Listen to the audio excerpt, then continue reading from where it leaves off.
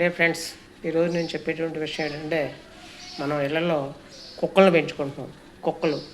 కుక్కల్ని ఎంతలా పెంచుకుంటున్నామంటే, ఆ కుక్క ఇండ్లంతా తిరిగేస్తుంది, మీదెక్కేస్తుంది, ఒళ్ళో కూర్చుంటుంది, అన్నీ చేస్తుంది.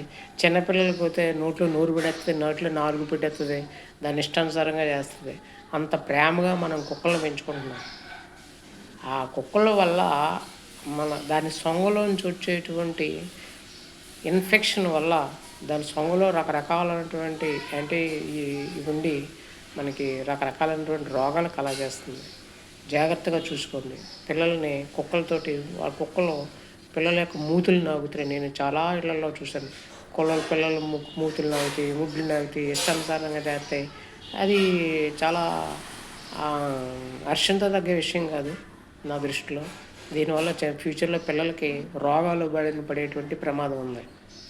అదే కుక్కల్ని బళ్ళుల్లోని, కారుల్లోని వేసుకుని తిరుగుతున్నారు. కానీ మన ఇంటి దగ్గర మనం పెంచుకునేటువంటి స్థలం ఉంటే ఒక పొంగను రావు ఎంత ఉంటుంది?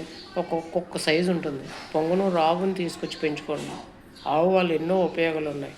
అది ఆక్సిజన్ని వదిలి ఆక్సిజన్ని విడుస్తుంది. అది మనకు సృష్టిలో అతి విలువైనటువంటి జంతువు అంటూ ఉందంటే మనకి ఆవు పేడ వల్ల ఎన్నో ఉపయోగాలు ఉన్నాయి. ఆవు పేడ ఒక యాంటీబయాటిక్, అలాగే ఆవు మూత్రం ఒక రోగ నివారణి. ఇలాంటి ఆవు తను పీల్చినటువంటి గాలిని ఆక్సిజన్ని పీలుస్తుంది, అదేవిధంగా ఆక్సిజన్ వదులుతుంది. సృష్టిలో ఏ జంతువు కూడా లేనటువంటి విలక్షణమైన లక్షణాలు కలిగినటువంటిది ఆవు. అలాంటి ఆవును పెంచండి. కుక్కలకి లక్షలెట్టి కుక్కలను పెంచుతున్నారు, కానీ ఒక్క ఆవును కూడా పెంచే నాదుడు కరువైపోయాడు ఈ రోజుల్లో. అవకాశం ఉండి కుక్కను పెంచారు అంటే వాళ్ళకి ఎంతో అవకాశం ఉండి పెంచుకుంటున్నారు వేలు కుక్కలు. అటువంటిది ఒక ఆవుని పెంచండి అందరూ కూడా. పొంగును రావులు ఎంత ఉంటాయి? చిన్నవి ఉంటాయి, ఒక కుక్క అంత హైట్ ఉంటాయి. అటువంటి ఆవు మన ఇళ్లల్లో కానీ ఎన్ని తిరుగుతుంటే అంత ఆనందంగా ఉంటుంది. అది ఖరీదు ఎక్కువే. మరి కుక్కకి ఇంత ఖరీదు పెట్టినటువంటిది ఆవులకు పెట్టడంలో తప్పే ఉంది. కుక్కకి మనం పెంచాలంటే దానికి వారానికి 2-3 సార్లు అయినా నాన్ వెజిటేరియన్ వేసి దాన్ని బలంగా మేపాలి. కానీ ఆవుకి గడ్డి వేస్తే సరిపోతుంది. అది ఎంతో విశ్వాసంగా ఉంటుంది, మన పట్ల మనకు పాలు ఇస్తుంది, అది మళ్ళీ పిల్లలు పెడుతుంది, రకరకాలైనటువంటి రోగాల నుంచి మనకు ఆవు కాపాడుతుంది. ఇకపోతే వీధి కుక్కలు ఎలా పెరిగిపోయినాయి అంటే, మనుషుల కన్నా కుక్కలు ఎక్కువైపోయినాయి వీధుల్లోనే. ప్రతి వీధిలోని కుక్కలే. 6 దాటిందంటే వీధిలోంచి నడిచి రావడానికి జడిసిపోయేటువంటి పరిస్థితి ఉంది. ప్రతి చోట, ఇక్కడే కాదు, ప్రతి చోట అది ఉంది.